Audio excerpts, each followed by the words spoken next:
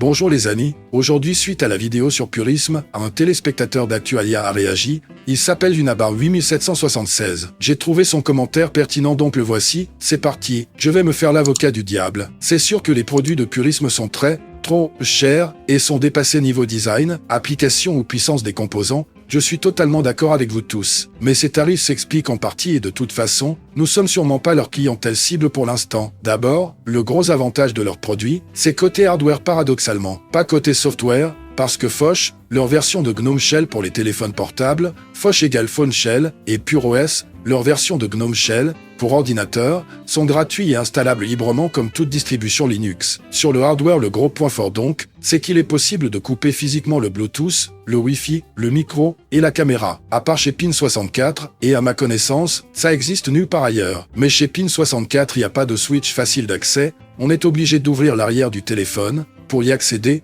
puis d'utiliser une pince à épiler ou autre, pour les lever ou baisser. Donc compliqué de faire ça à la volée. Purisme a mis les switches sur les côtés de ses téléphones, tablettes et ordinateurs, et on peut les baisser ou lever d'un simple mouvement du pouce. Mais ce côté pratique a un coût, parce qu'ils ont dû innover vu qu'aucun autre constructeur de téléphone, tablette ou ordinateur, a jamais fait ça. C'est d'ailleurs pour réduire ces coûts, que Pin64 s'est pas fait chier comme Purisme avec des switches latéraux. Idem sur d'autres points devant permettre une meilleure confidentialité, mais dont je me souviens moins, dont la carte SIM il me semble. L'autre raison des prix élevés, c'est que Purisme pense pas en vendre beaucoup dans le monde, comme tous les vendeurs de machines sur GNU Linux, Tuxedo, Simbook, Starlab, System76, Pin64, etc., vu que comme tout le monde sait, cet OS est loin d'être mainstream. Quant au téléphone Liberty, il est à plus de 2000 $ surtout parce qu'il est produit 100% aux USA. Normalement pour ce modèle-là, aucun composant ne vient de Chine ou d'ailleurs. Si un client se fout de la provenance, alors c'est le Librem 5 qui coûte 999 $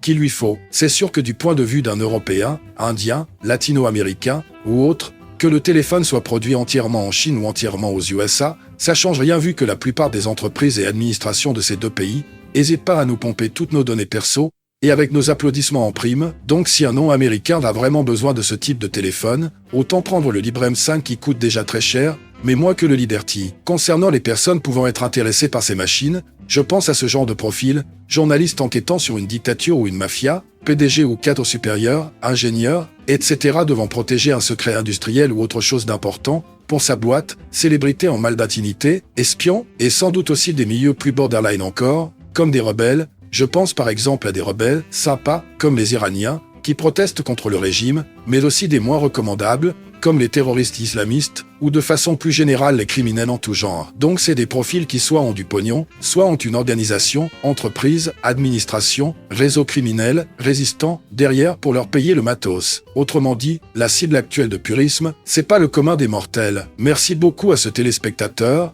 pour ce commentaire pertinent, sur Purisme, à bientôt, pour une nouvelle vidéo. Si vous avez aimé cette vidéo, abonnez-vous, mettez un pouce en l'air, et partagez cette vidéo, merci, cela fait toujours plaisir.